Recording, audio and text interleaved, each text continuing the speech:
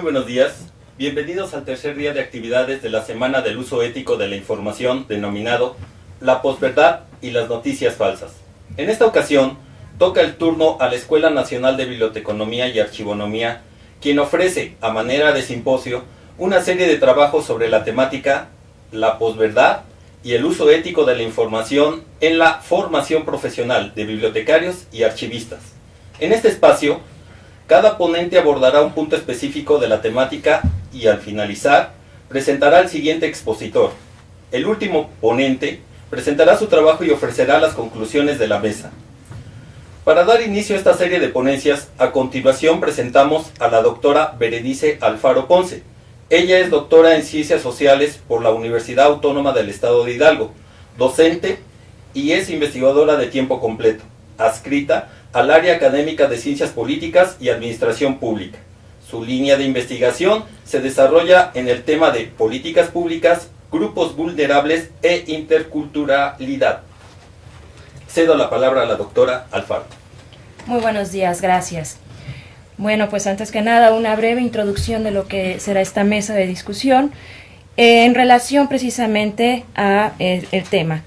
En la actualidad, el fenómeno de la posverdad provoca que el objetivo y lo racional pierda peso frente a lo emocional o a la voluntad de sostener creencias a pesar de que los hechos demuestren lo contrario. Así, los hechos pasan a segundo plano, mientras el cómo se cuenta la historia retoma importancia y le gana al qué, por qué y para qué. Esta no es una cuestión solo de tránsito documental hacia medios digitales. En realidad se plantea una problemática deontológica, profesional, que exige rescatar el relato veraz que contrarreste el terreno de lo emocional y que permita establecer el cuestionamiento de por qué es necesario el uso ético de la información en la formación profesional de bibliotecarios y archivistas. Las presentaciones que tenemos preparadas para ustedes abordan diversos aspectos que influyen en la distinción entre la realidad y percepción, y en el uso ético de la información en bibliotecarios y archivistas, a fin de proporcionar elementos que les permitan asumir posturas ante el fenómeno de la posverdad. El primero de ellos, denominados Entender la posverdad, el escenario internacional y la verdad interrumpida, tiene el propósito de describir y analizar los antecedentes conceptuales de la posverdad en el escenario internacional, de acuerdo a los fenómenos y eventos más relevantes en el siglo XX y siglo XXI.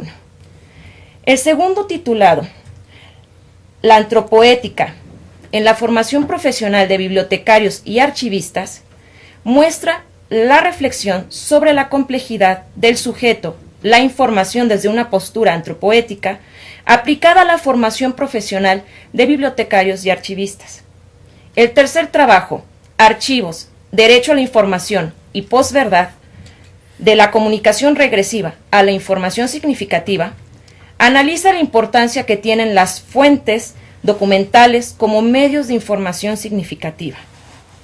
La cuarta ponencia, denominada Alfabetización informacional en la era de la posverdad, importancia ética en el uso de la información, señala la trascendencia de la norma en el uso ético de la información. Y finalmente, la última participación, los principios éticos en el uso de la información documental, expone algunos principios éticos en el uso y manejo de la información y su impacto en la formación del profesional a la información documental. Bueno, podemos decir que algunos autores señalan que vivimos en la era de la posverdad, donde pareciera que algunos de nuestros representantes y funcionarios públicos fundamentan sus discursos y tomas de decisiones basados en sus emociones y creencias, y donde poco tiene que ver los argumentos debidamente estructurados, no solo en el dato empírico, sino que de igual forma tienen la ausencia del dato o la información teórica científica. Esto no está alejado de la realidad de hoy en día, ya que estamos expuestos a este fenómeno en diferentes escenarios y en diferentes latitudes. Podemos observarlo en los medios nacionales e internacionales. La posverdad es un concepto relativamente novedoso, el cual ha adquirido forma solamente después de la Segunda Guerra Mundial. Estamos hablando de mitades del siglo XX y a lo largo del siglo XXI. Su uso se ha popularizado en los últimos años, al grado que en el año 2016 el diccionario Oxford lo declaró la palabra del año. Sin embargo, la pregunta en torno a cómo nace este concepto, cómo surge, continúan latentes y específicamente qué sucesos tuvieron que acontecer para que se empezara a discutir sobre la construcción conceptual de la posverdad. Considerando que, de acuerdo a algunos autores, pues un concepto es una abstracción que reúne una serie de hechos, los conceptos se agrupan ciertos hechos en conjunto y ayudan a organizarlos y darles sentido para poder revelar patrones de similitud y diferencia. Pues retomando esto y en este contexto debemos tener una especial atención en torno a la posverdad, así como cuáles han sido esta serie de hechos que de alguna forma se han ido sistematizando para que pudiera surgir este concepto. De acuerdo a la revisión documental, se puede decir que la esencia de la posverdad en el ámbito político y de la comunicación no es un fenómeno aislado, que sea difícil de identificar, sino que al contrario, en diversas etapas de la historia, el uso discursivo de la posverdad es sin duda una constante, y que de forma notoria se asocia con lo que nosotros equiparamos con la información distorsionada. Hoy en día, este fenómeno se ve magnificado por la influencia que hay de la globalización y el incremento de las tecnologías de la información. Y en este sentido, pues es muy importante considerar que los medios de comunicación, de alguna forma u otra, repercuten en los procesos de construcción significativa de esta información, por lo que podemos crear discursos para los medios de comunicación o simplemente recibirlos como audiencia.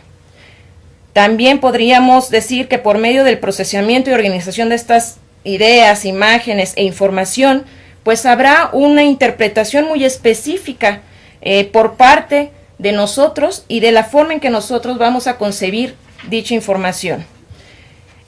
Por lo que el uso de estas tecnologías de la información sin duda juegan un papel fundamental en el escenario de la posverdad, ya que puede potenciar este fenómeno como ya lo habíamos visto en años recientes, y entonces ponen en entredicho el uso ético de la información.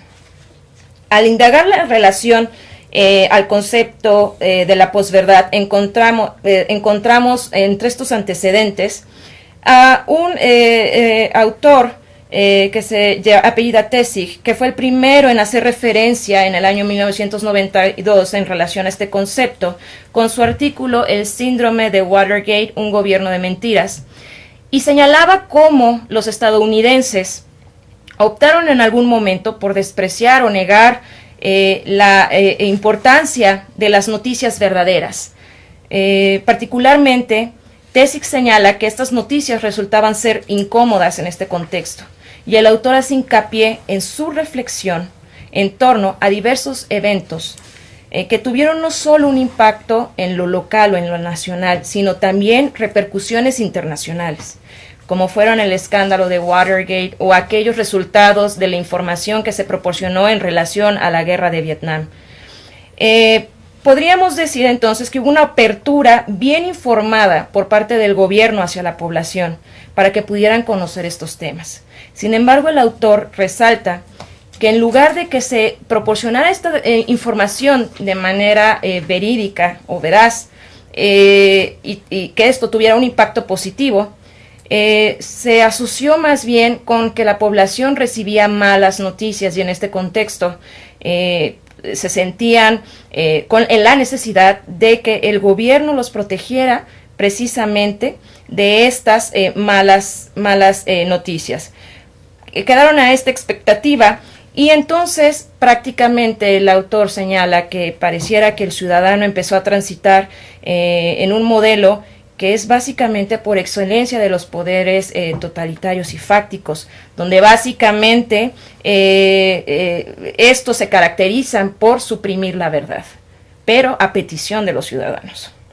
Vemos entonces que posterior a la Segunda Guerra Mundial y a lo largo del periodo de la Guerra Fría, hay un espacio donde se gesta y prevalece el uso reiterado de la posverdad, como una herramienta estratégica que pasaría a ser fundamental en la generación de la atención que tenía que ser necesaria para mantener la división entre Este y Occidente.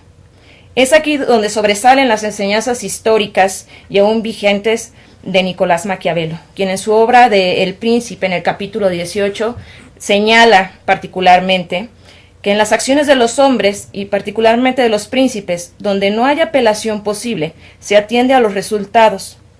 Trate pues un príncipe de vencer y conservar el Estado, que los medios siempre serán honorables y loados por todos, porque el vulgo se deja engañar por las apariencias y por el éxito, y en el mundo solo hay vulgo, ya que las minorías no cuentan, sino cuando las mayorías no tienen dónde apoyarse. Hasta este momento podemos observar que dicho concepto se usa para presentar una serie de eventos que parecía tener un impacto profundamente devastador entre la ciudadanía, pero no podemos engañarnos. En realidad lo que sucede es que el poder que controla dicha ciudadanía se puede ver afectada, y es necesario atenuar los efectos de esto que sucede a favor de quien está al frente. Sin embargo, podemos señalar que a lo largo de la historia siempre ha existido esta verdad ininterrumpida, y no es exclusiva de este siglo. En el año 2010, el periodista David Roberts hizo referencia del concepto cuando insistió sobre la postura laxa que algunos de los políticos tenían en relación al cambio climático en los Estados Unidos, y donde dichos políticos refutaban algunas de las afirmaciones científicas sobre el tema, por lo que señaló que la posverdad era como una cultura política en la que la política, expresada como opinión pública o la narrativa de los medios, se había desconectado casi por completo de la política entendida en la forma legislativa. Case señala que en la era de la posverdad, la deshonestidad y el engaño en la vida contemporánea se ha alcanzado principalmente porque se ha perdido el estigma que está unido a la mentira. Esto significa que ya no importa mentir, y se puede hacer esto con total impunidad. Al poner en relevancia los elementos o los hechos que conforman la posverdad, podríamos determinar que el concepto consta de al menos dos elementos básicos y que debemos de tener presentes al momento de discutir el tema. La falta de ética del uso de la información, que básicamente se contempla en la deshonestidad, en el tratamiento de esta información, y que va a concluir en lo que son verdades a medias, distorsionadas o interrumpidas. Y un segundo elemento, que es el evento necesario a atenuar con la finalidad de manipular un escenario en particular.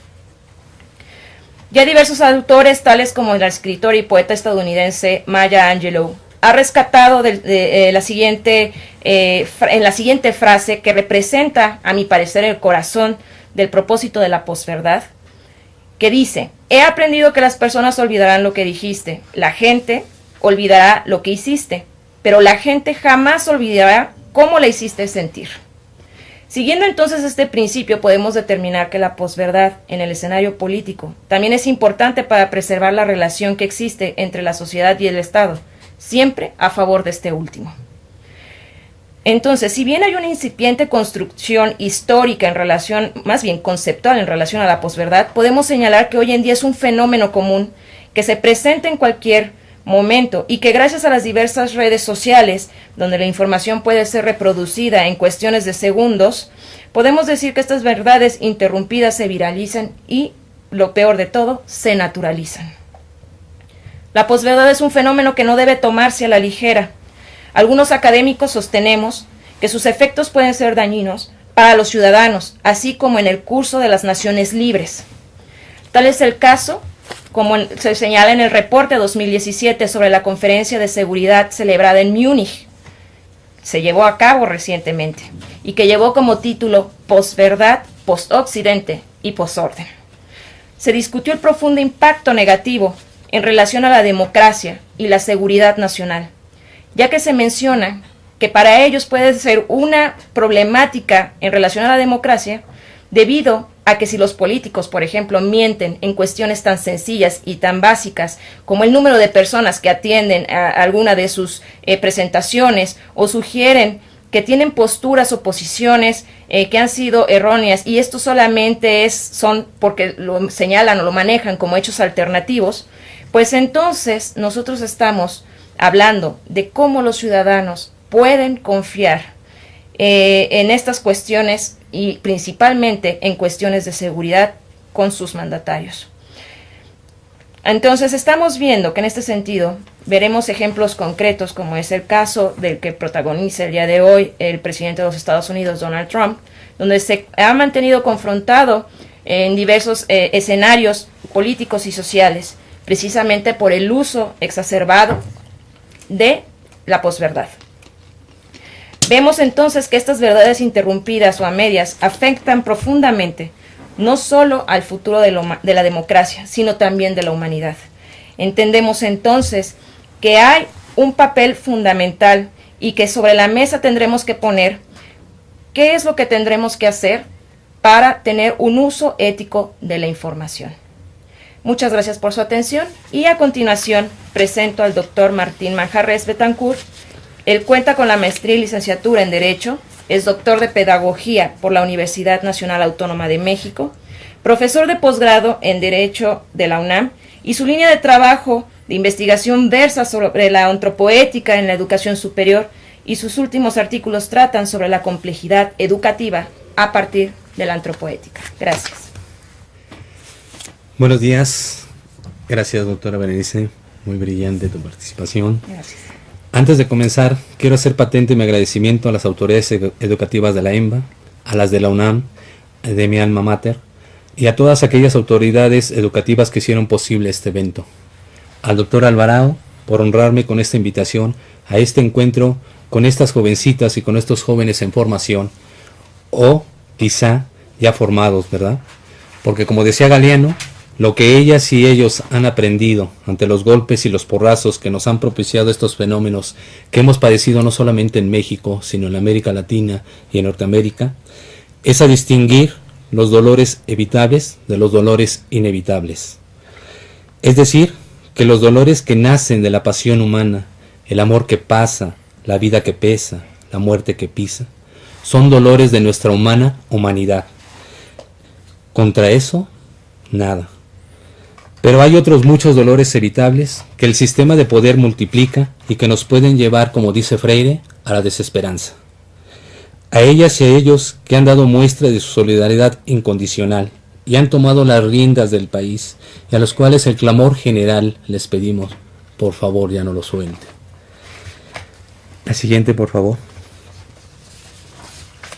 Siendo precisamente estas jovencitas y estos jóvenes que a nivel internacional y ante esos dolores evitables se han revelado, autodenominándose como los indignados, al cual, independientemente de nuestra postura política ante ellos, nos han enseñado que personas con distintos usos horarios, con distintos idiomas, con una ubicación geográfica distinta y a miles de kilómetros de distancia, se pudieron comunicar e informar,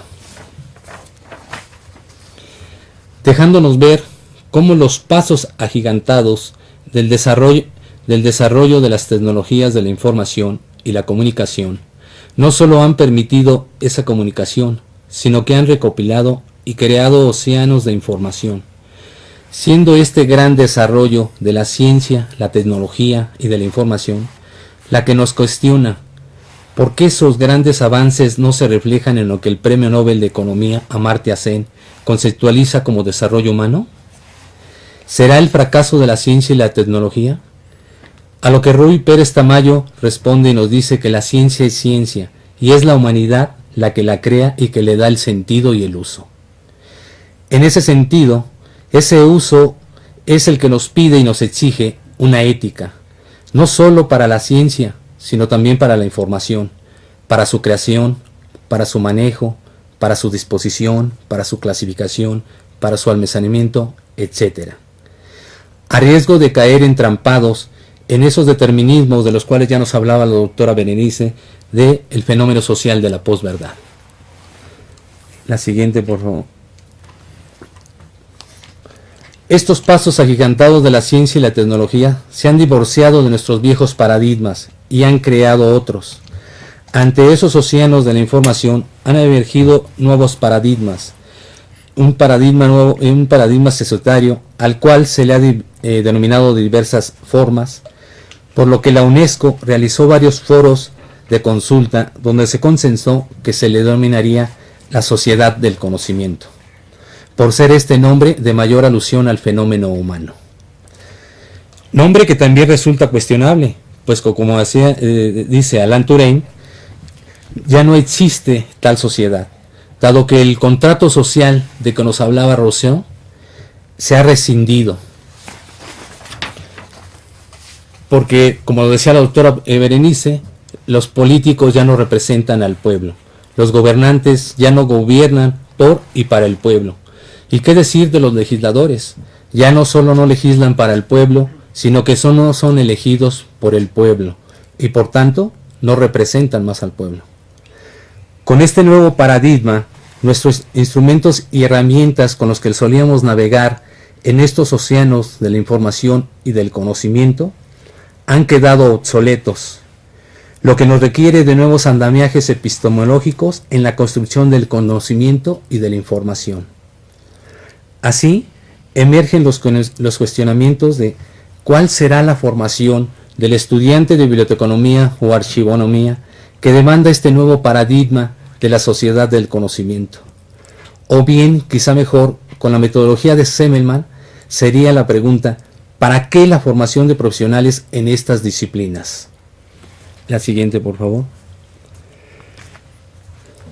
Esta problemática nos puede llevar a la afirmación de que existe una carencia de valores, lo que en el coloquio denominado ¿Hacia dónde van los valores?, coordinado por Jerome Bine, ahí Koshiro Matsura expresó que con esta era de la información no se puede hablar de una carencia de valores. Cuando existen cualesquier número de ellos, lo que hay, nos dice este autor, es una confusión, una pérdida en el sentido de los valores. Semmelmann, con su pedagogía y metodología del conocimiento como desafío posible, señala que para darle sentido a la formación profesional de estos jóvenes y jovencitas, señala que es necesario atender a dos coordenadas. La coordenada A, que sería para qué la formación profesional en estas disciplinas y no en otras, y la coordenada B, que sería el contexto histórico. Esta formación se puede abordar indudablemente desde varias aristas, desde distintas teorías pedagógicas, lo que le hace ser aún más compleja. Sin embargo, esta pregunta inicial del ¿para qué? Ya le estaría dando sentido, el sentido de atender a esta problemática que le presenta el contexto histórico, siendo lo que le da significado ante esa realidad que le presenta estos dolores evitables como si fuesen inevitables. Y es en este juego de los significados y de los sentidos donde las universidades requieren asumir ese compromiso de formar profesionales que tomen conciencia de no ser una estructura determinada, sino ser una estructura estructurante para el cambio, para la transformación. La siguiente, por favor. Así, para el abordaje de estos dolores evitables que nos presenta la realidad, que es altamente compleja. Nos dice Semelman, dicha complejidad se ha tratado de resolver con la creación de teorías, lo que nos ha llevado a la cosificación, adelantar conclusiones antes de abordarla. Y lo que necesitamos, nos dice Semelman, es una teoría que nos permita solo eso, pensar, reflexionar y que no adelante conclusiones. Por ello, se ha volteado la mirada a la teoría de la complejidad de Morin, específicamente en la conformación de la antropoética, que nos brinda una ética, la cual nos permite voltear la mirada a nuestras raíces, a nuestra tierra madre, a nuestra humanidad planetaria. La conformación de la antropoética, creemos, nos ayudará no solo a formar profesionistas, sino a seres humanos conscientes de tener impresa la Trinidad, individuo, sociedad, especie, donde no predomina uno jerárquicamente sobre el otro, sino que se anteponen, pero también se religan, se construyen unos a otros. Esta conformación de la antropoética también nos permitirá conocernos como sujetos complejos, con un pensamiento complejo, conscientes de que la historia no está escrita, sino como bellamente lo expresa el poeta español: caminante, no hay camino, se hace camino al andar. Un andar que implica la construcción del sujeto, la metamorfosis del individuo en sujeto, en el sujeto actor de Touraine, el sujeto que actúa, que se transforma él mismo, pero a la vez transforma su entorno, su realidad. La siguiente, por favor. Por ello es necesario que se tome conciencia de que la complejidad no solo está en el pensamiento y la constitución compleja del individuo, sino en sus creaciones culturales. Por ende, las universidades requieren ser miradas como instituciones educativas complejas, observarse como un sistema educativo complejo, que en palabras de Ardoino es un sistema multireferenciado por sus elementos que lo integran: alumnos, profesores, padres de familia, personal administrativo, de vigilancia, de intendencia, etc. Una institución que en el proceso de enseñanza-aprendizaje comprende una organización, un diagnóstico, una planeación, un programa, una evaluación, etc. Por ello, nuestra propuesta de incorporar a la currícula una ética, que es la conformación de la antropoética, pero no como un eje transversal, como se intentó hacer en el caso de la Rienz, sino con las materias más humanistas como era la lógica, la ética y la filosofía, sino como una asignatura que la contemple en el programa, para que los futuros profesionistas en estas disciplinas acepten el reto del doble pilotaje de la vida, de obedecer la vida, pero también ser conductores y guías de la vida. La siguiente, por favor. Pero hablar de la formación profesional de los estudiantes de biblioteconomía y archivonomía nos lleva a la educación, la cual, nos dice Arroyave, se requiere ser vista como un suprasistema, ya que se compone y se nutre de otros sistemas, que a la vez se componen y se nutren de varios subsistemas, lo que le hace ser un sistema altamente complejo. Por lo tanto, requiere de que estos momentos del proceso enseñanza-aprendizaje, como es el diagnóstico, la planeación, etc., contemplen esa realidad que nos presenta dolores evitables y que nos los imponen como inevitables, que los distingan para prevenirlos y evitarlos. El siguiente, por favor.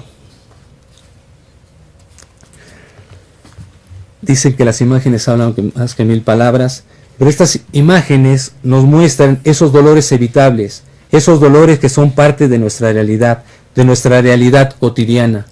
Pero como dice Agnes Heller, se nos han hecho tan cotidianos que ya no volteamos a mirarlos, ya no los pensamos, ya no los reflexionamos, y por ello se nos hacen como inevitables.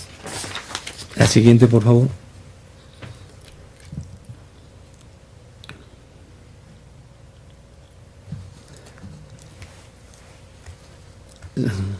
Estos dolores evitables son parte de nuestra realidad, por lo que nos recuerda Einstein: el mundo que hemos creado es un proceso de nuestros pensamientos.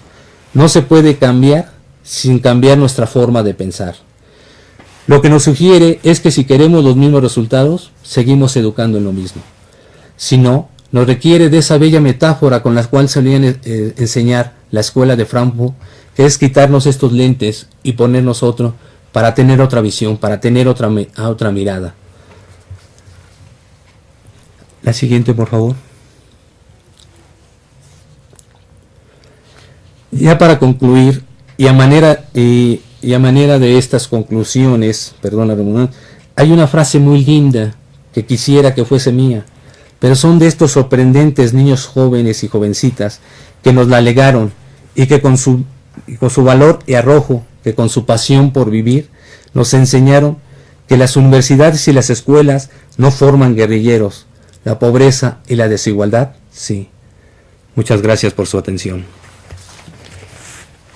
A continuación, tengo el honor de presentar al doctor Francisco Zambrano, quien presenta el trabajo denominado Archivos, Derecho a la Información y Posverdad, de la comunicación regresiva a la información significativa. Él es licenciado en Archivonomía por la Escuela Nacional de Biblioteconomía y Archivonomía y doctor en Sociología por la UAN Azcapotzalco, profesor de tiempo completo en la EMBA. Actualmente desarrolla trabajos en la línea de investigación sobre archivos orales. Dejo el uso de la palabra al doctor Zambrano. Muchas gracias a todos los que nos acompañan, que nos están observando en esta mesa. Les agradezco su atención y es para mí un honor estar presentando este trabajo en donde lo que nosotros estamos discutiendo, reflexionando hoy en día es la importancia que tiene la información, pero sobre todo que esta información sea realmente significativa. Entonces, pareciera en este contexto en el que nos encontramos, en donde las tecnologías de la información y la comunicación nos ofrecen un bagaje importante de medios de comunicación y que eso se traduciría en mejor información, pareciera que no es el caso. Entonces, lo que nosotros pareciera que nosotros estamos observando en este momento es que los medios de comunicación tradicionales, pues de una u otra manera, no están informando de manera adecuada. Estas redes sociales, como el Internet, si bien es cierto, nos ayudan o nos ofrecen nuevas alternativas, pareciera en ocasiones que mucha de esta información carece de verdad, un poco lo que ya estaban comentando anteriormente mis compañeros. Pero algo también muy importante y que abona a esta falta de información es que la sociedad no se preocupa por hacer válido ese derecho a la información y desgraciadamente busca otras fuentes de información que le garantice estar debidamente informada. El hombre históricamente ha tenido esa necesidad de resguardar y compartir información. Podemos considerar que inicialmente el primer medio que tuvo para resguardar información justamente va a ser la memoria y la manera para transmitirla va a ser a través de la palabra. Posteriormente, un segundo medio para poder comunicar y resguardar información son los documentos. Mucha de esta información o de estos documentos o materiales que se van generando surgen justamente del entorno que le provee. Por ejemplo, los egipcios utilizaron el papiro, las culturas mesopotámicas utilizaron las tabletas de arcilla, pero la función principal que tenían estos soportes de la información justamente era resguardar información y tener la posibilidad de comunicarla. Con la tecnología se produce o se brinda la oportunidad de que ya se trascienda, de que sea el hombre el único proveedor de esta información y se generen otros medios que ayuden a comunicar esta información. Inicialmente vamos a tener, por ejemplo, en la época prehispánica, los painanis, que van a ser los hombres que de una u otra manera comunicaban e informaban y podían llevar mensajes a grandes distancias. Posteriormente va a ser la imprenta la encargada de proveer esta información y poder comunicar. También vamos a encontrar ya posteriormente otros medios que van a poder brindarnos comunicación. Vamos a tener, por ejemplo, que inicialmente, como lo comentaba, va a ser el mismo hombre el que va a hacer la comunicación y la transmisión. Posteriormente va a ser la fuente escrita a partir de la imprenta, el periódico o las revistas. Posteriormente va a ser las señales eléctricas con el telégrafo y posteriormente el sonido justamente con la radio. Una de las características que va a tener esta información es que va a ser significativa. Es decir, rescata la posibilidad de que el hombre imagine, piense y sea realmente importante la información que está recibiendo a partir de que interactúa de manera directa con esta información. Va a ser justamente con la televisión como medio de información y con su aparición de este medio de comunicación, que esta naturaleza simbólica que tenía la radio, que tenía el telégrafo, que tenía las fuentes escritas, que se va a ver condicionada por un motivo. La imagen, lo que se puede ver, lo que se puede observar, le gana preeminencia a aquello que se puede leer o que se puede escuchar. En este sentido, se prioriza la imagen y esta información que vamos a consumir nosotros principalmente va a ser visual. Vamos a tener los principales medios o las principales fuentes que nos van a ofrecer esta información justamente a la televisión, vamos a tener la computadora y otros dispositivos que actualmente las tecnologías nos ofrecen, como son por ejemplo las iPads, las tabletas o incluso los móviles. También las redes sociales hoy en día nos ayudan a promover o compartir información y que también están cargadas de manera muy importante de lo que son la imagen. En este sentido, estas fuentes de información que actualmente tenemos va a tener una característica, que el ver prevalece por encima del habla. Es decir, nosotros nos estamos informando a partir de las imágenes que nos ofrecen estos medios de comunicación. La voz o el hablante o la persona que comunica a partir de la radio o que puede comunicar información a partir de algún escrito va siendo secundaria. Entonces, como nos diría Giovanni Sartori, el hombre se convierte en un telespectador más que un animal vidente y con ello se pierde la cuestión simbólica. Inicialmente, la comunicación que vamos a tener a partir desde, como lo comentaba en un inicio, la transmisión que hacía el hombre y posteriormente la comunicación que se hacen a través de estos medios que podemos considerar, digamos, tradicionales, se va a masificar realmente la comunicación a partir de la aparición de la radio. El periódico no va a adquirir esta condición porque en ese entonces, cuando aparece la radio y cuando las personas se informan principalmente por medios escritos, muchas de estas personas no sabían leer. Entonces, las TICs enriquecen las posibilidades de información del hombre. Entonces nosotros vamos a tener que esta información va a tener diferentes usos. Uno va a ser la práctica, en donde los medios de comunicación que principalmente se van a utilizar para poder promover esta práctica va a ser el Internet, donde nosotros de una u otra manera tenemos la oportunidad o la posibilidad de utilizar este medio para poder hacer uso de él, para poder, por ejemplo, hacer transacciones bancarias, poder hacer alguna comunicación a través de un correo electrónico, podemos incluso resguardar información en nuestra computadora y posteriormente transmitirla y compartirla a través de la nube, pero va a ser muy importante este uso vinculado justamente al uso que el hombre tiene para asuntos particulares. También va a tener otro uso, como va a ser el de el entretenimiento. Los medios de comunicación que principalmente van a servir para promover o el uso que se tiene en relación al entretenimiento van a ser la radio, la televisión y el Internet. Posteriormente, también otro uso que se le da a estos medios de comunicación de masas va a ser la cuestión educativa y cultural, donde también se utiliza la radio, la televisión y el Internet. Y por último, vamos a tener que este uso que se le da a estos medios de comunicación también es el de la información, que es uno de los que podríamos considerar más importantes y más vitales, pero en ocasiones no es tan relevante el uso que se le da a esta información que se puede transmitir a partir ya sea de la televisión, el Internet, la radio o los medios impresos.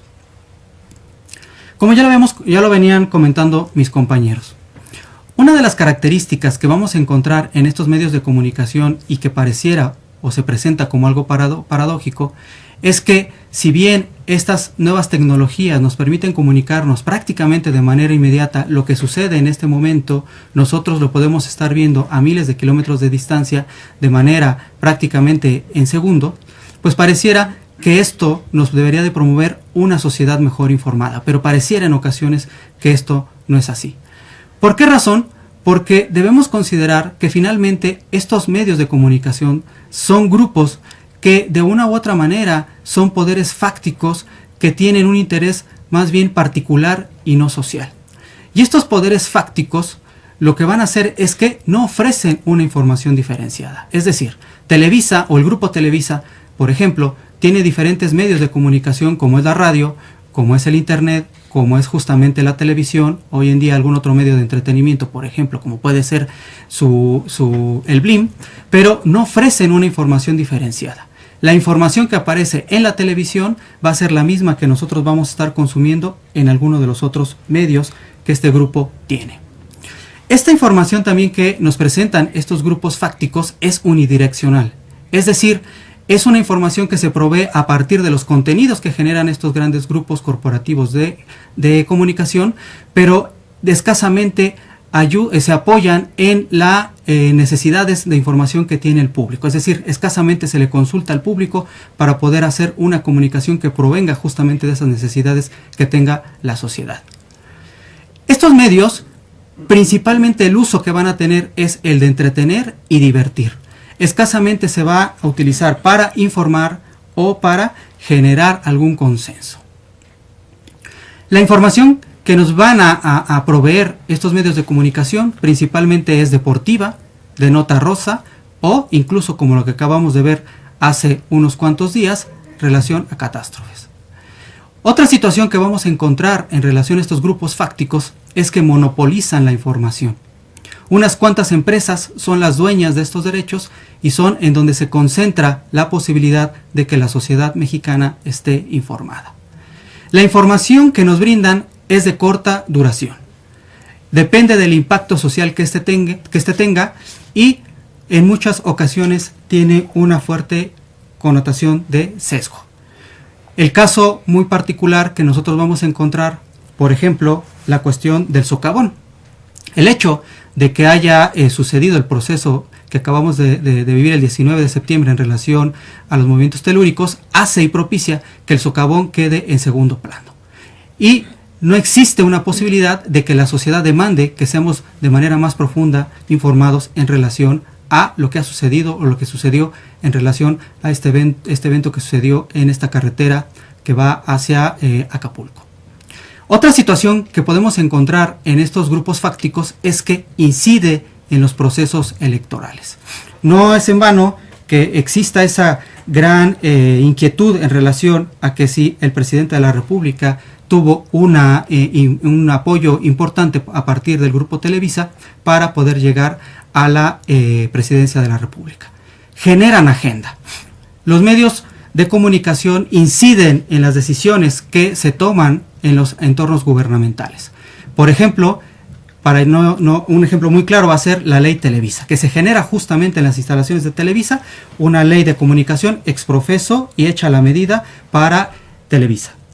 Definen y controlan la diversidad pública de ciertos actores estratégicos. Es decir, está relacionado de manera importante con los medios de comunicación, puede promover la figura de alguna persona y con ello poder ocupar algún cargo público o, en el caso de que tenga algún problema por desvío de recursos o algún otro evento, se pueda visibilizar esta persona. Entonces, con esto lo que nosotros vamos a observar es que la información no necesariamente responde a las necesidades públicas, ni surge a partir de estas demandas. Con esto, lo que nosotros estamos teniendo es una comunicación regresiva. ¿Por qué motivo? Porque la información que nos brindan realmente es subinformación y también es desinformación. ¿Qué podemos lograr para tener una información realmente significativa? Creo que pueden ser 3 procesos importantes. 1, diversificar la información que consultamos. Es decir, los nuevos medios de comunicación nos permite que el hombre no únicamente se informe a partir de los noticieros que nos dan las 2 grandes televisoras del país, sino que podemos nosotros mismos consultar a partir de visitar o nosotros proveernos de otros medios, como por ejemplo la cuestión escrita o las revistas o los periódicos, fortalecer esa información. Hacer uso del derecho a la información es algo que escasamente nosotros utilizamos. Y justamente desde la profesión archivística, que es lo que nos importa y nos preocupa de manera importante en este seminario, es que nosotros generemos algún tipo de archivos como son los archivos orales que resguarden testimonios, que sirvan como un complemento a esa información que se nos da de manera oficial y que sean testimonio de los acontecimientos del tiempo presente. Únicamente nada más unos datos ya prácticamente para concluir, y nosotros podemos observar que la sociedad, según esta encuesta, la sociedad escasamente se informa sobre las cuestiones de los usos de recursos públicos o, por ejemplo, los partidos políticos y las elecciones. La sociedad debe buscar de manera más profunda informarse en relación al acontecer de del entorno estatal.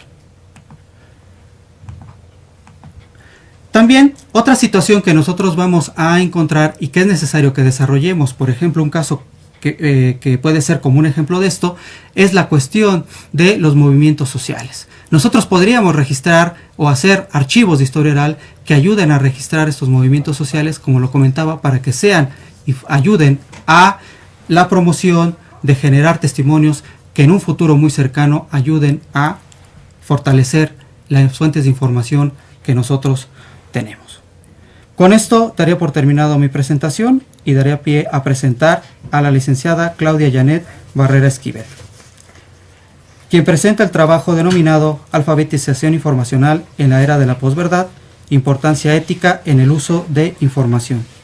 Ella es licenciada en Biblioteconomía, profesora de tiempo completo de la Escuela Nacional de Biblioteconomía y Archivonomía y profesora frente a grupo en la modalidad presencial y a distancia. En la línea de servicios ha asesorado trabajos de investigación de estudiantes en la licenciatura en Biblioteconomía.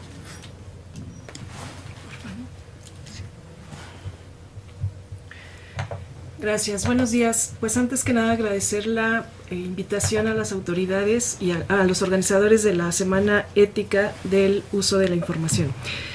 En esta ocasión les hablaré de la posverdad, enfocada desde la alfabetización informacional en la era de la posverdad y cuál es la importancia ética en el uso de la información.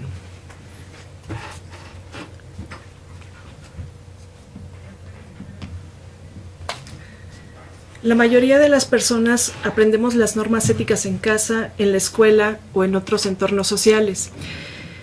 Estas resultan tan omnipresentes que uno podría verse tentado a considerarlas como un simple sentido común.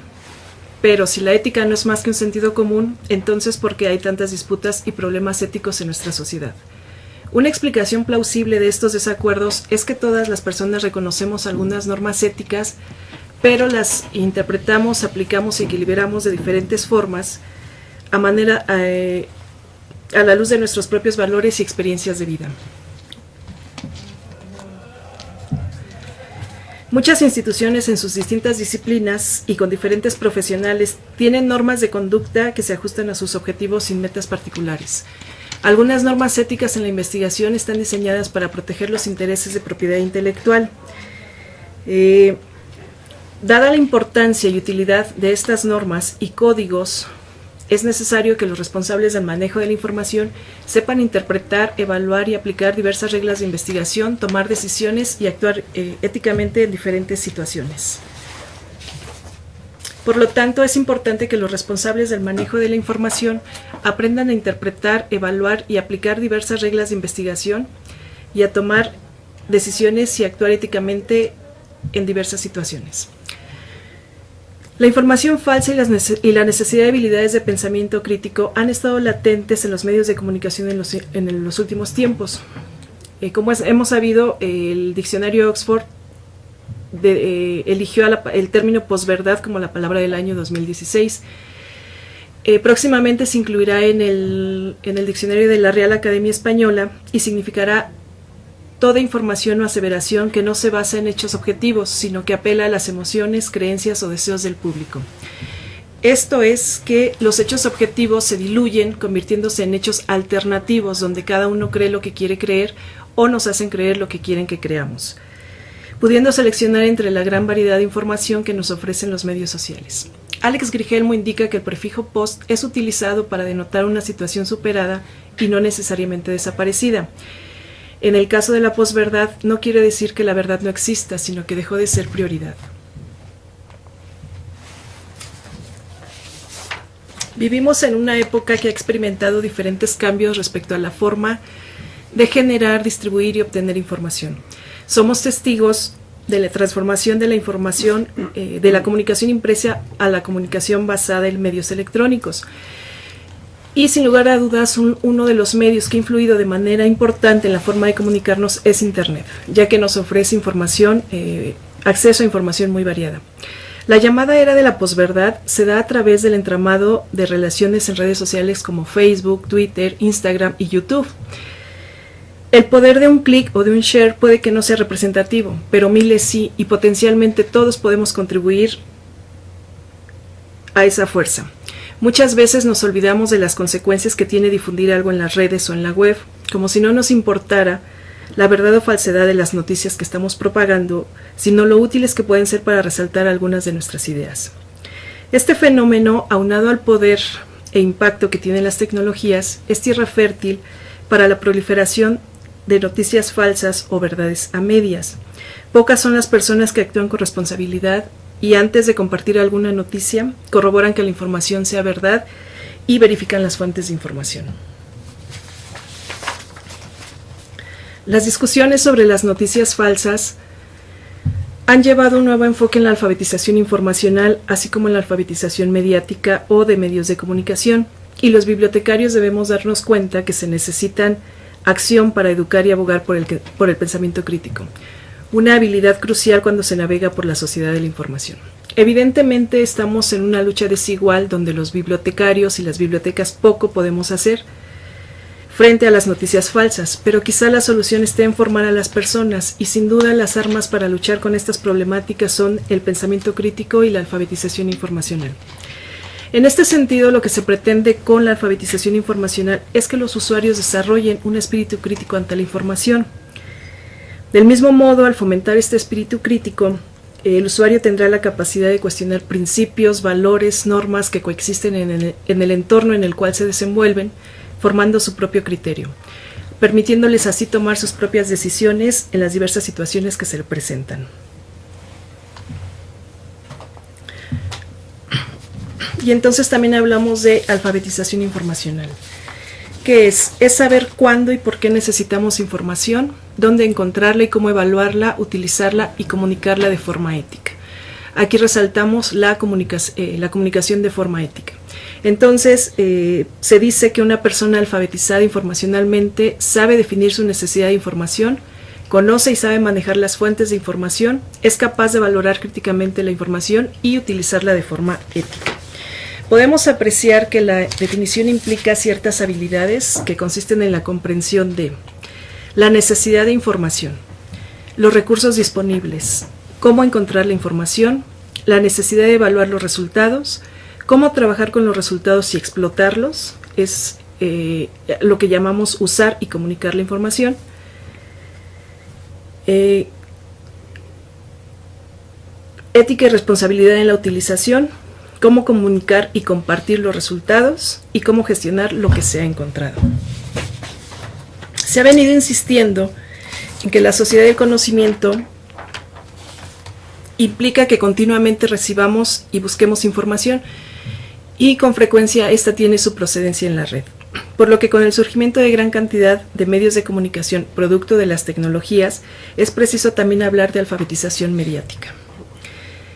Esta es la capacidad de comprender y evaluar críticamente aspectos de los medios de comunicación y su contenido, y crear comunicaciones en una variedad de contextos, con el objetivo de aumentar la conciencia de las personas sobre las muchas formas de mensajes mediáticos que se encuentran en su vida cotidiana. Existe una necesidad cada vez mayor de que los estudiantes desarrollen su competencia de alfabetización informacional y mediática en la era de las noticias posteriores a la verdad, y los bibliotecarios podemos ayudar. ¿De qué manera? En estos entornos educativos cada vez más digitalizados, los estudiantes necesitan alcanzar el dominio necesario que dé sentido al panorama actual de la información digital. El bibliotecario, como especialista de la información, puede ser una ventaja en promover y apoyar el desarrollo de la alfabetización informacional dentro de las instituciones de educación.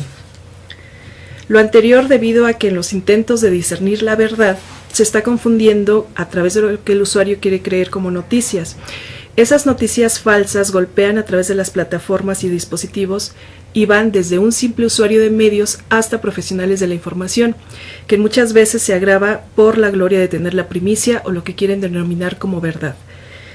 Y los inconvenientes del contenido generado por los usuarios, lo que llaman el periodismo ciudadano, provocan la confusión y distorsión de la información.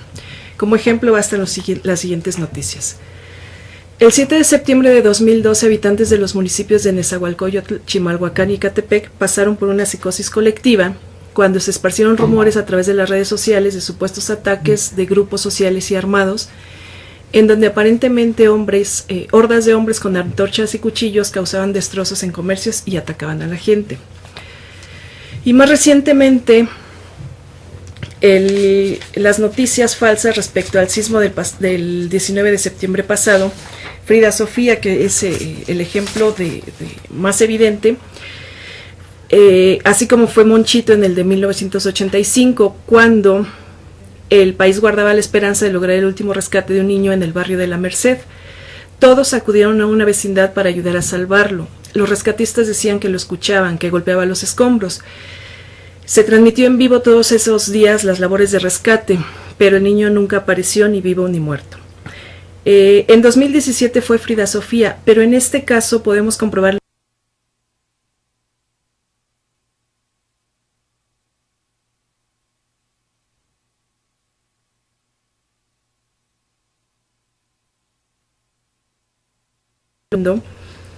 donde tecnología y redes sociales jugaron papeles importantes, aunque opuestos al mismo tiempo. Primero, permitieron propagar la noticia falsa en tiempo real.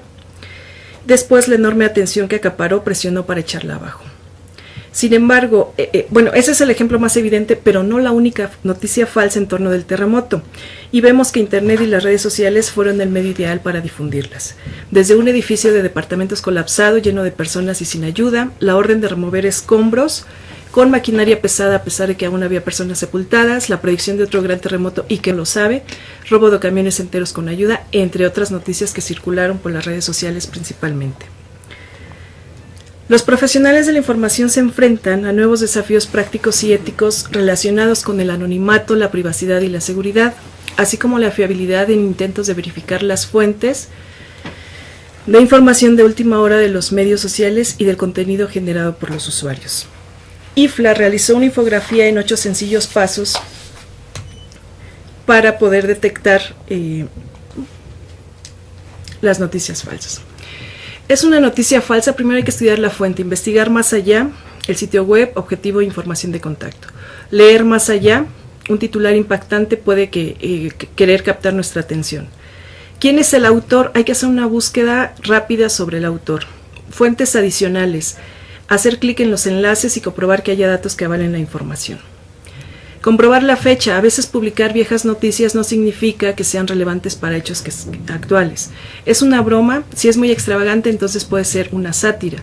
Considerar el sesgo, tener en cuenta que las creencias podrían alterar la opinión y finalmente preguntar al experto. Consultar a un bibliotecario a un sitio web de verificación. Ejemplos de sitios web de verificación de noticias falsas está la Buloteca, Bustop, Bulos, Snopes y el buscador Housey. Algunos otros autores nos ofrecen criterios, consejos y pautas para evaluar la fiabilidad de la información web.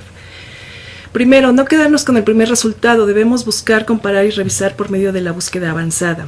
Identificar quién escribe la información, tratar de ver las credenciales del autor, tener en cuenta el medio en el cual se publica dicho contenido por si pudiese haber algún tipo de sesgo en la información. Revisar si el contenido es actual, original, correcto, bien escrito o tiene un razonamiento lógico. Finalmente, preguntarle al bibliotecario, pedirle opinión. También hay pautas para detectar las noticias falsas. Estas generalmente no tienen fecha de publicación y son redactadas de forma atemporal para así permanecer el mayor tiempo en la red. Contienen un gancho que capta la atención del internauta. Su éxito residirá en cuán morboso, generador de miedo, un gancho monetario sea y en cómo encaja con la coyuntura del entorno. Por ejemplo, WhatsApp será de pago, reenvía este mensaje a X número de personas antes de tal día y entonces ahí es un gancho monetario. También las noticias falsas están escritas en un lenguaje estándar internacional para así tener una difusión global y normalmente contiene una petición de reenvío. El fin, captar direcciones de correo, crear bases de datos o simplemente difundir información falsa. Como conclusión, podemos resaltar que es necesario replantear las lecciones importantes de la educación cívica para crear nuevos entornos de consumo y producción de información. Estas lecciones implican un pensamiento crítico sostenido, una práctica para participar regularmente mientras se lee y se observa, e investiga con estudiantes de todas las edades. La democracia y la libertad se basan en la evidencia y la verdad, por lo que las bibliotecas vuelven a cobrar importancia, pues son las instituciones que realmente pueden construir defensas sólidas contra la peligrosa posverdad, esto es la manipulación, enajenación y exterminio del pensamiento crítico. Alfabetizar a los usuarios nos ayudará a fortalecer el sentido que le damos a las TICs para crear contenidos o para usarlos. Muchas gracias. A continuación,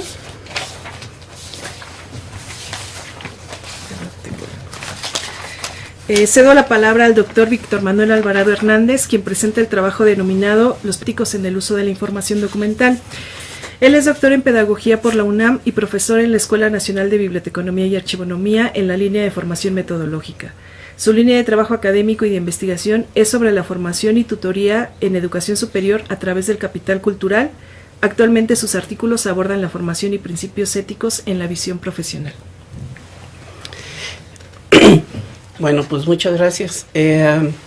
Siempre ser el último es como medio pesadito para el auditorio al respecto.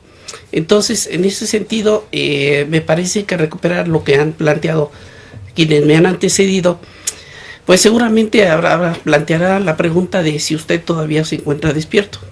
Le vamos a pedir, de favor, que ubique, si le parece bien, vamos a tratar de ubicar una anécdota que espero le permita a usted recuperar fuerzas para la última presentación. En una ocasión, había una persona que le había tocado ver cómo se hace el Titanic y le advirtió varias veces a las personas que el barco se iba a hundir. Al principio no le hicieron caso, pero él insistió varias veces diciéndoles que el barco se iba a hundir, hasta que lo sacaron del cine, ¿no? Entonces, esto hace que muchas veces nosotros ubiquemos esa situación como una serie de noticias que pueden ser, o información que es verdadera, pero que ya ha sido también agotada por quienes de alguna manera ya tuvieron oportunidad de conocer la información. Eso nos permite a nosotros recuperar esto que se ha señalado sobre nosotros prever esas situaciones. Permítanme mostrarles a ustedes lo que hemos preparado en términos de los principios que consideramos para una ética de la información, del uso de la información. Como ya se ha expuesto, la posverdad es un fenómeno que se caracteriza por la expansión, tergiversación y engaño de la información con un efecto parecido al de un gas venenoso que no se puede ver ni oler y que manipula más de lo que nos imaginamos. La información imprecisa suele ser como la propaganda que se vale de las cosas del mundo para distraer y evitar que se examinen los contenidos, y suele ser más efectiva cuando la gente no se detiene a pensar. Noam Chomsky señaló que, y cito, la verdad debemos encontrarla nosotros mismos. Fin de cita. Así entonces, la tarea es recibir y analizar la información con sumo cuidado cada día. En la actualidad, el sentido de las sociedades y la autoridad moral de sus gobiernos se ve trastocado por una información que fluye a velocidades cada vez más vertiginosas en las redes, y donde la sobreproducción electrónica de documentos que la soportan tiene un impacto al cuestionar la validez, veracidad y pertinencia de sus soportes. Así, las ideas del ser humano y el contenido de los documentos generados por él obligan a repensar el papel del profesional de la información en el siglo XXI. lo que nos lleva a plantear algunas interrogantes, entre las que nos gustaría destacar las siguientes. ¿Cuáles son los principios éticos que soportan el uso y manejo de la información documental? ¿Cómo se hacen tangibles tales principios en la sociedad actual? ¿Y cómo impacta ello en la visión del profesional?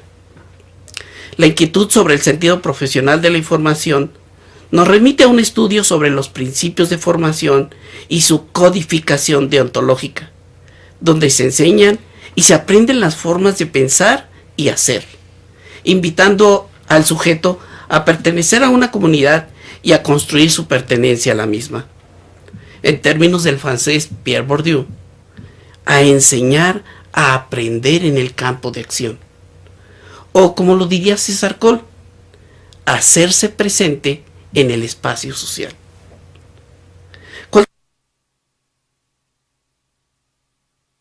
Profesional como campo de acción.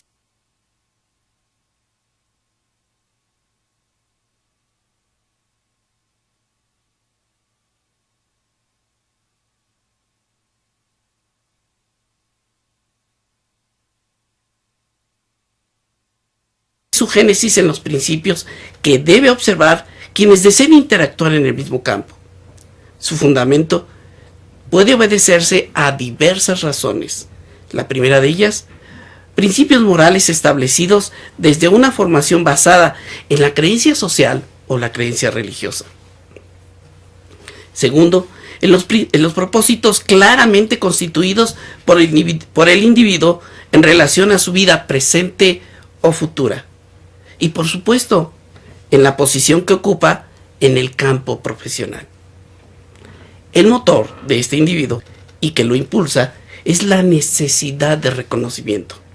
Sin embargo, en su trayectoria, tal fuerza motriz suele enfrentarse a amenazas tales como la indiferencia a las reglas y el desconocimiento de los principios de acción, el cual es motivo de esta presentación. Pero seguramente usted se pregunta, ¿qué es un principio?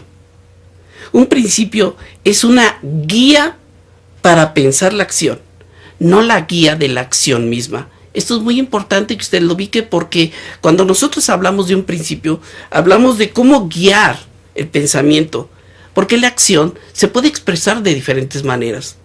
Por ello es importante que identifiquemos entonces este principio.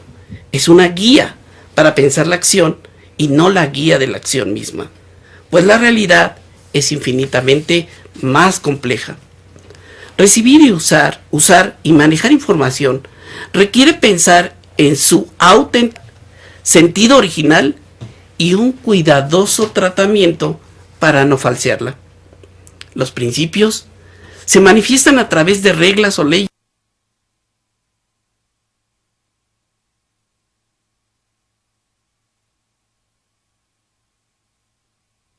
en las pautas de conducta de un individuo con respecto a su realidad. Los principios son aspectos no negociables, porque son medulares en la identidad del profesional. Sin embargo, ¿cómo se manifiestan los principios en los actos del profesional? Imagine a un profesional adoptando como parte de su compromiso ofrecer un respetuoso y equitativo acceso a la información, que además no distingue raza u origen, y brinda con su desempeño la confianza de un cuidadoso gestor de conocimiento, alentado por un espíritu de servicio que se nutre con la práctica de la tolerancia. Además, una cuidadosa y meticulosa organización de documentos con la noción de muy valiosos. ¿Por qué es importante establecer la relación entre un principio y un acto profesional? Porque su actuar tiene implicaciones culturales al enseñar a otros a ser cuidadosos con el uso, manejo y procesamiento de la información en el contexto que lo rodea. El nuevo profesional de la información necesita alimentar principios acordes a su realidad y desarrollar nuevos conocimientos. determinadas actitudes y aptitudes, así como alimentar constantemente su visión de futuro, además de ser capaz de prever y anticiparse a escenarios que aún están por venir, y así enfrentar los cambios continuos que ocurren en un sistema mundial, sumergido en un mar de incertidumbres que exige al ser humano y a sus ideas mayor fundamento en el manejo de información y en la construcción de conocimiento. Los principios éticos se manifiestan en las formas de organizar y gestionar la información documental, atendiendo las demandas de las nuevas ideas y sus fuentes, ofreciendo un especial cuidado en la evaluación de la información, en el contenido y en su procedencia. La necesidad imperativa de organizar de forma más eficaz y eficiente la información ha obligado a considerar valores agregados como la honestidad en la procedencia, orden, conservación y organización de los documentos. Quienes asumen la tarea de organizar la información documental deben asumir el compromiso de ser líderes en su campo de acción y enfrentar, como diría Gastón Bachelard, cambios y procesos de ruptura epistémica en relación a los entornos económico, político, social y, por supuesto, el educativo, lo que implica considerar la aparición de nuevas ideas y el sentido deontológico de las nuevas reglas de pensamiento y acción en los programas de formación profesional. Los nuevos procesos de formación ética deben ser como los nuevos caminos que generan confianza a quienes transitan por ellos. La construcción de nuevas pautas de acción requiere de principios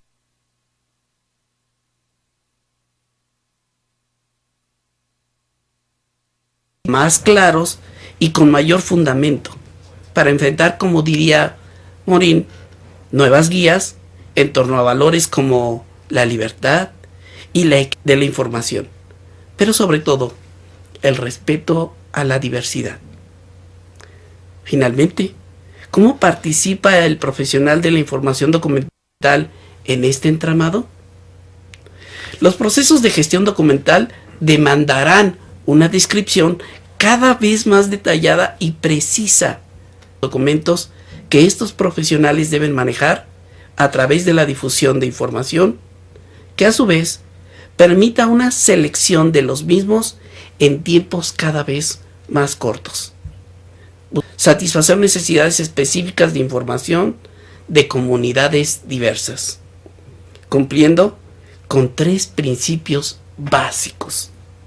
La información debe ser interesante, pertinente y fidedigna.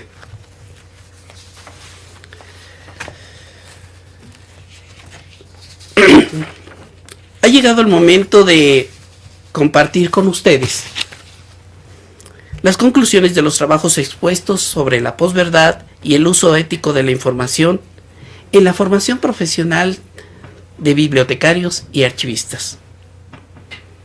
En el primer trabajo, entender la posverdad como una verdad interrumpida desde el escenario internacional nos permite observar cómo a lo largo del eje nodal sobre la posverdad se caracteriza por mentiras difundidas que de forma continua divulgan los políticos con significativas consecuencias de legitimidad y reputación.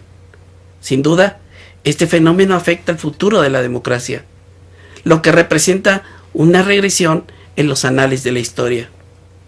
Hoy, la humanidad debe modificar ese camino y ser una sociedad informada y con las condiciones necesarias para tomar decisiones que la dirijan hacia un desarrollo en todos los ámbitos y donde la política se manifieste en hechos que consideren seriamente los avances científicos indispensables para nuestra supervivencia.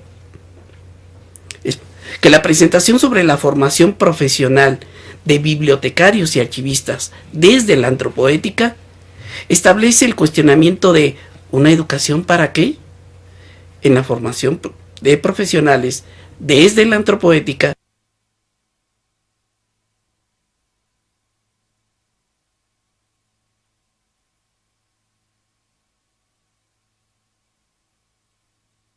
exige repensar el sentido actual de la educación, del contexto histórico y de las estructuras en nuestras formas de pensar y hacer las cosas. Requiere urgentemente de asumir ese compromiso de formar expertos que tomen conciencia del papel que juegan como individuos en la sociedad actual y de sus repercusiones en una ética para la transformación humana, donde el derecho a la información, expuesta en un tercer momento, aparece en una problemática de oferta tecnológica al menos por 3 razones. La televisión y la radio siguen ofreciendo contenidos que tienen el objetivo de entretener más que de informar. 2. Los noticiarios mantienen una fuerte línea estatal transmitiendo información que se puede considerar y poco objetiva. 3.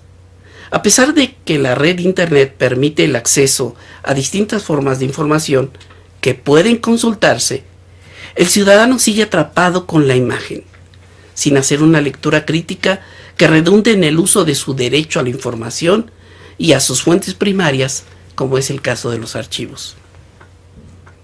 En la cuarta participación, se resalta cómo las discusiones sobre las noticias falsas han llevado a un nuevo enfoque en la alfabetización infantil, así como en la alfabetización de los medios de comunicación.